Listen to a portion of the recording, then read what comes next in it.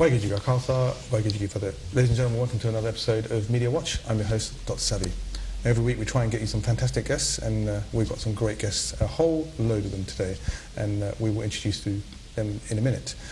Now, the news format that we have, or the Media Watch format that we normally have, is that we take one headline and a number of headlines around the world. We also look at Sikh news in particular. This week we're going to focus in on one particular issue that's hitting headlines all over the world. It's a situation where we see migrants. Now that's a loose term used for people that are fleeing war-struck zones. One particular war-struck zone happens to be Syria, and millions of people are leaving, and they're coming all the way across to Europe, and we've seen the situations are really bad. They're going over in boats, and there's also a smuggler situation where people are charging huge amounts of money, and people are unfortunately dying because the boats are really just awful boats, just basically dinghies. A lot of things took place recently in the last few days, and I wonder if it happens to be a turning point with a child that was washed up on shore over in Bodrum in Turkey. The police officer picked him up. The photographs are really terrible. I really don't even want to put them up because they're so awful. And has there suddenly been a change in the media? One minute you see the media saying, no more migrants, and the next minute they're saying, we need to give them a home, we need to open our borders. One country in particular that's doing that is Germany. One could also argue that the UK has been doing it for a while. So with me to discuss this particular issue, like I said, it's actually a special. We're going to focus in on specifically about the migration issue for the next 24 minutes or so. We'll be covering that with my guests. So without further ado, let me introduce the guests to you one by one. We have the return of Simranjit Kaur, fantastic friend of mine, as well as a brilliant author of Saffron Salvation, the great book there on the table. I'm a huge fan of the book, and I know you're working on lots of things, and you also got an e-book version as well coming out. She also happens to do lots of charity work as well. You are currently involved in Durham, which is looking at 84 widows, and you do some tremendous work there. Also, I'd like to introduce you on the left-hand side. First time to the show. I know you're not the first time to media, but this is Amarpreet Dhaliwal. He happens to be a Slough councillor. Now, it sounds like a throwaway statement. That's a huge amount of responsibility, isn't it? Looking after all those people. It's a very large borough as well, isn't it? It is. Yeah, it's about 5 Okay, minutes. that's fantastic. Thank you so much for making time, in between running around to come on to the show. Okay, further to my right, or will be to your left, my pleasure to introduce everyone actually, we're not in her in particular. We've actually got Toor. Now Toor is Miss India International. Former. I was going to say that first anyway, yeah, former Miss India International, but you're also a conservative activist. Indeed. Whatever that means. Right?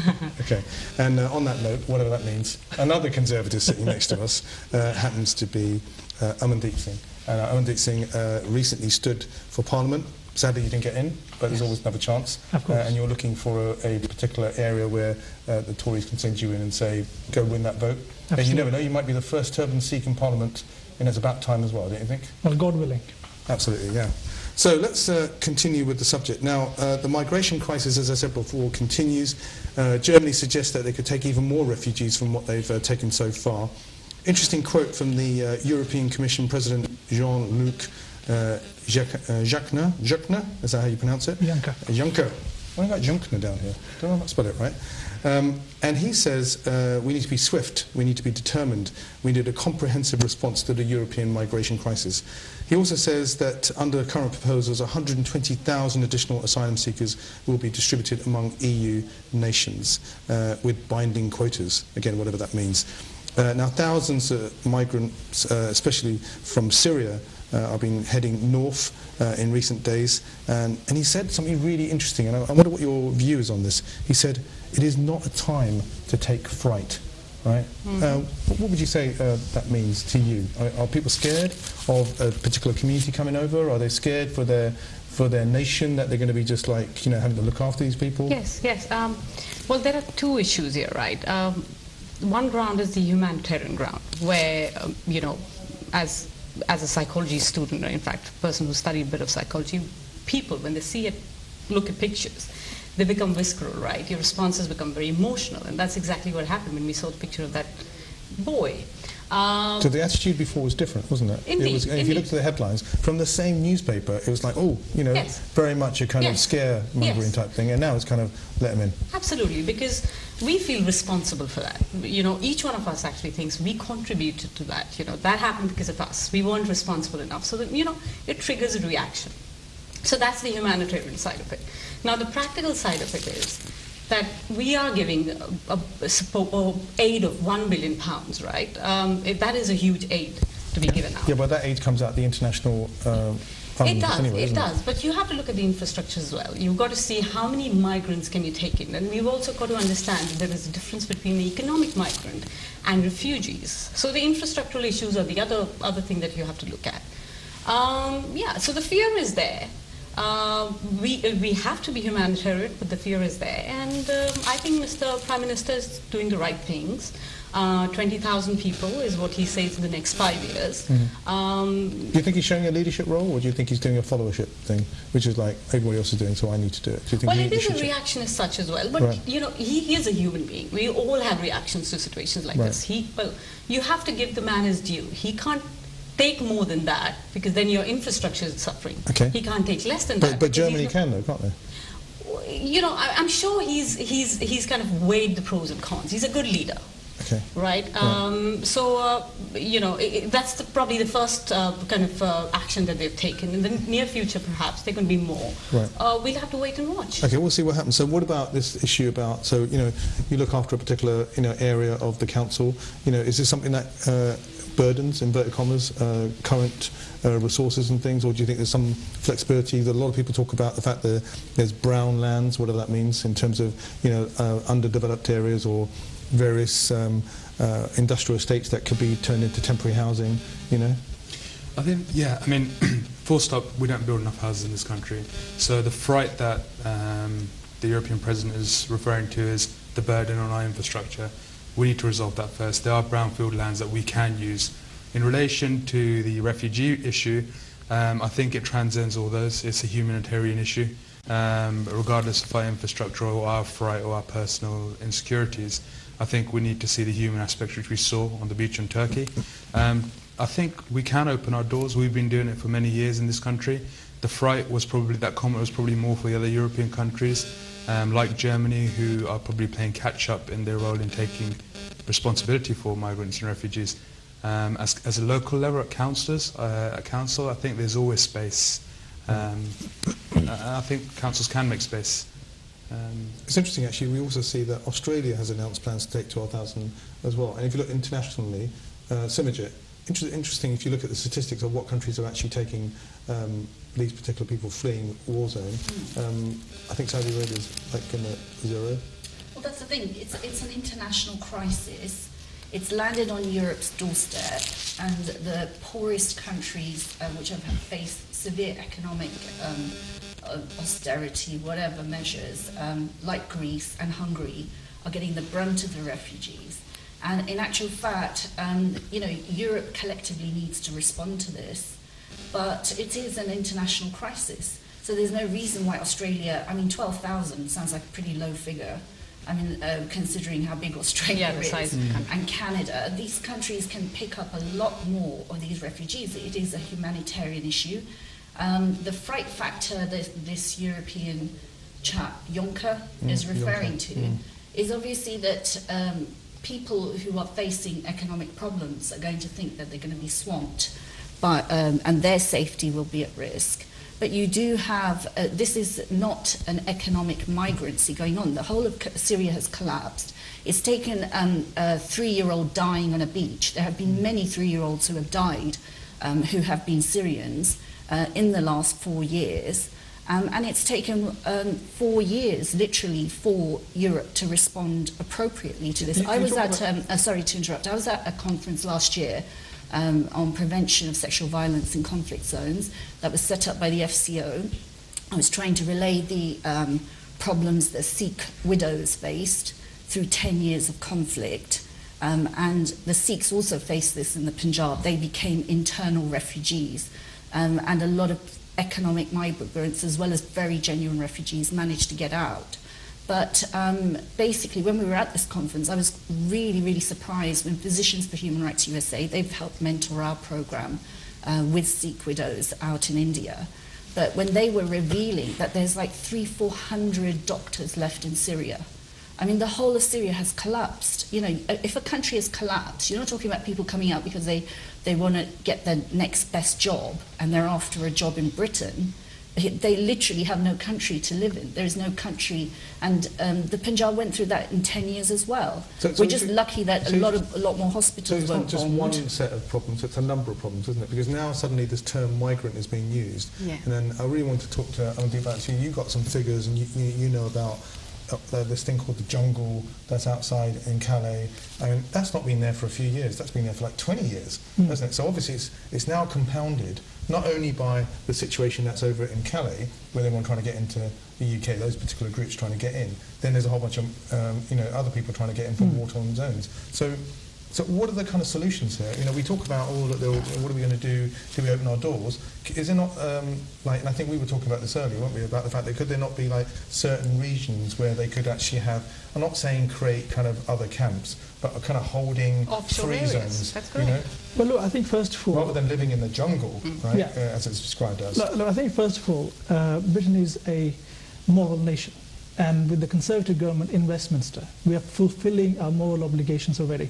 Whether we're sending the Royal Navy into the Mediterranean to save thousands of refugee lives, or whether it's committing 0.7% of our budget to international development and aid, or it's being the second largest bilateral donor to the Syrian refugees in Syria with £1 billion over the last 3 years.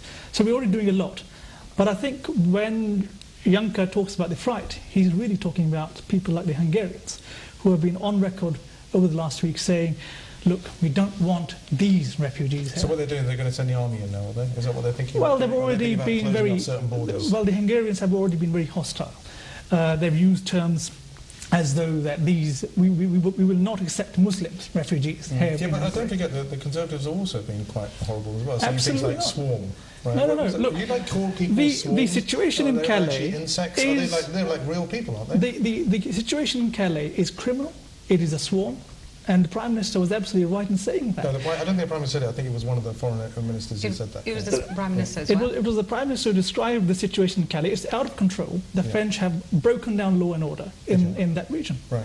Those are not refugees. Those are economic migrants. So how do you make the distinction? Do you have to have a processing plant over there where you take people through the process and say, well you fulfill this particular criteria, therefore you're one of them, and therefore you can't come Well, look, a key policy that the Prime Minister has announced is that the UK will take in 20,000 Syrian refugees over the next 5 years.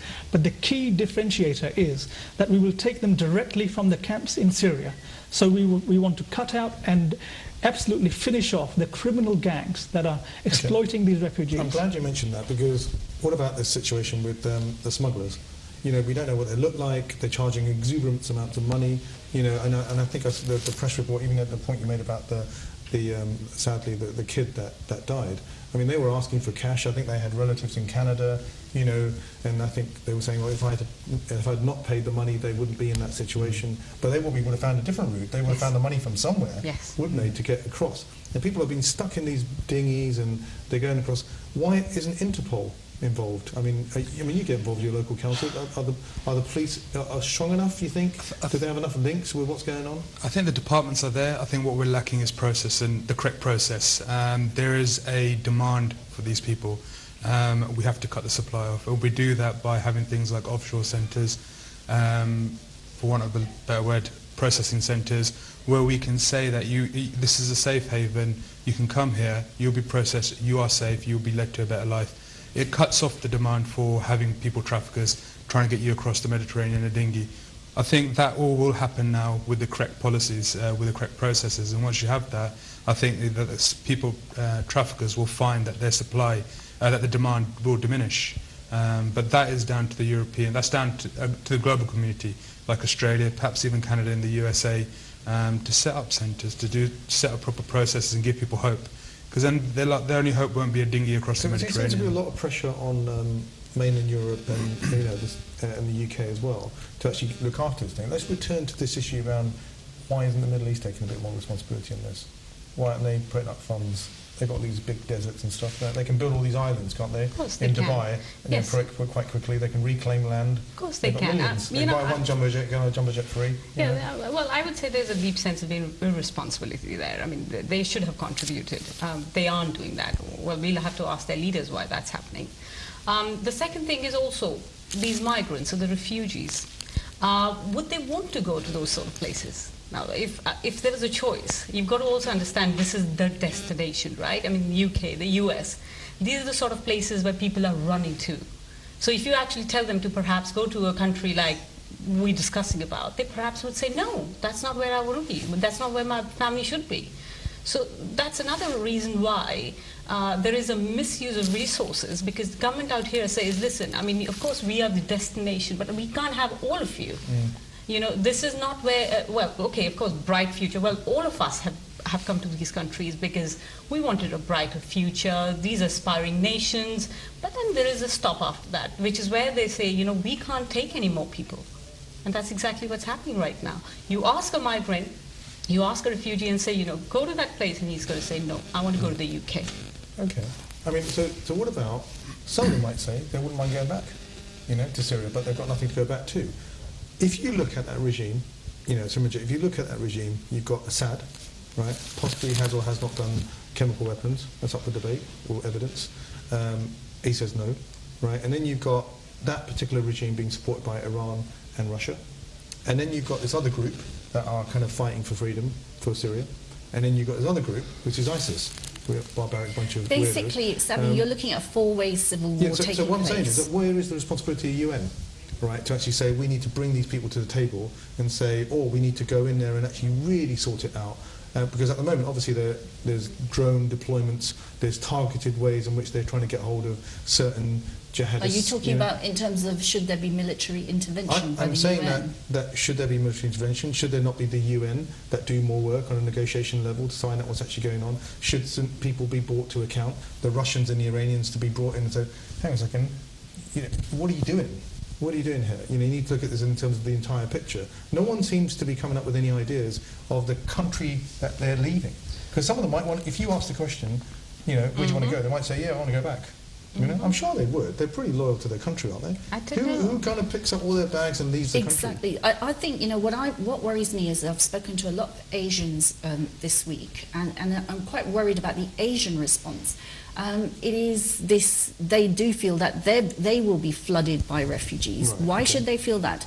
We've gone historically, within 50-year period, the Sikhs have suffered two sets of genocide in 1947 and 84.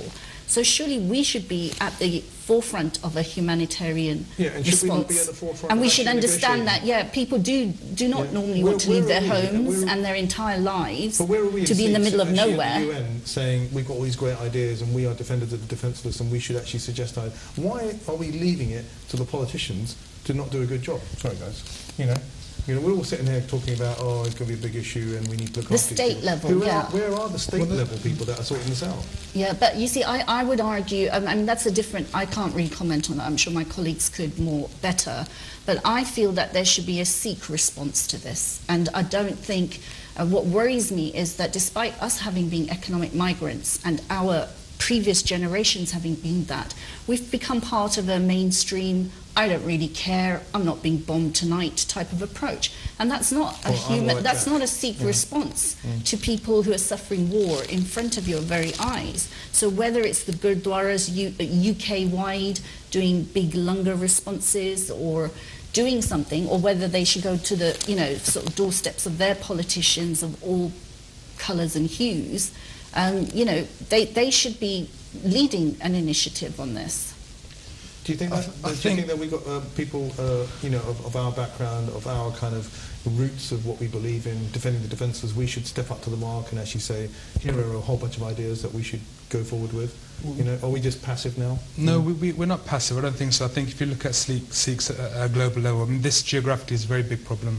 If you look at Harmandir Sahab's response to Nepal, that was Sikhs sending off hundreds of thousands of food packages. If you look at Kaur's aid, for instance, Ravi Singh's been in Syria. He's been there for, you know, much before, longer than that picture in Turkey. So Sikhs are responding. I think that they respond when they've got the platform, but to force yourself onto a platform and try to influence something at the UN is a big ask. But we can still lobby. You know, we can. I'm sure it's happening, but I think one of the things with our community is we're not always collected in our approach, and therefore our voice, it's easier to hear 10 people shouting as opposed to 10 people shouting on 10 different days. So we need to be more collective in our response. But I think Sikhs, if you talk about Sikhs, I think we do respond, we do respond the right way, in the Sikh way, when we're called upon and when we can.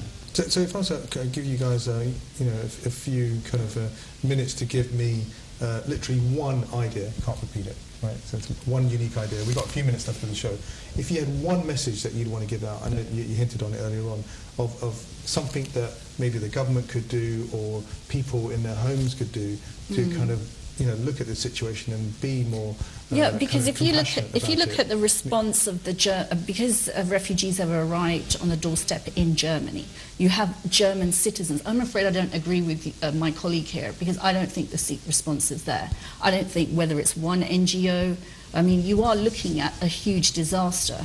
So it does require every Sikh to participate. Right. It's not enough to give £5 to one NGO, 3 people are sent out for 1 week. No. I'm talking about a compassionate, collective response. And the Sikhs are very, very capable of that. They don't need more gurdwaras on the same road. They need to respond, and that is the force they are in the world, literally. Nice. Absolutely, really good. So with Germans, for instance, and Hungarians, these are normal citizens. They've gone out, they've tried to give food, they've tried to say, stay with us for a few days. I mean, the thing is, whether you're a Sikh, Muslim or Hindu, I mean, I really doubt, once people have become established, whether they're going to open their doors and say, let's try and help these people on a one-to-one basis. I think it's a really brilliant idea. I mean, we've only got a few minutes left, can you believe? Just a kind of a minute from each one of you, really. Tell us, what do you think? What could we do? What's one message that you could give that the man in the street, the woman in the street could actually do to help, to help the Syrian, or actually give some suggestions, I think outside of the Sikh response and more relevant to the refugee that's sitting out in Syria or in the camp or whatever, we need to make sure and send the message as a government to our people to say that there's nothing to be afraid about. These people aren't going to come in, they're not going to take your place on the housing list, they're not going to come and eat up our resources. We're a rich nation, we can do this. Put in an effective policy to say to people, we're going to bring refugees in, and this is what the treatment they're going to get. At the end of the day, they just need to live. They need to not be in fear of their life and have hope. Yeah. And the people here need to understand that that is a much bigger thing to deliver than your name on a housing list or your benefits or whatever. Because at the end of the day, they're people, aren't they? They're people with families. Yeah, so there's fear everywhere, but I think if you explain to people that we're trying to save lives here, and your life is safe anyway, put your problems in perspective, I think people will respect that. I think they would. Absolutely, yeah. So, Amandeep, tell us. Well, look, I think... You've got about a minute. You're trained to do these things, aren't you? Well, I think what the average citizen can certainly do is lobby their MP to make sure that next time we have a vote on military action in Syria, that their MP votes in favour of it. Because one thing that the Khalsa and Sikhs have always stood for is, again, defending the weak, making sure that we can stand up. If someone else can't, we can do that for them. And that is what has to transform into national policy as well. Absolutely. We cannot stand by and let the thugs and terrorists that are ISIS drive these people away from their homes and displace them for generations. Yeah.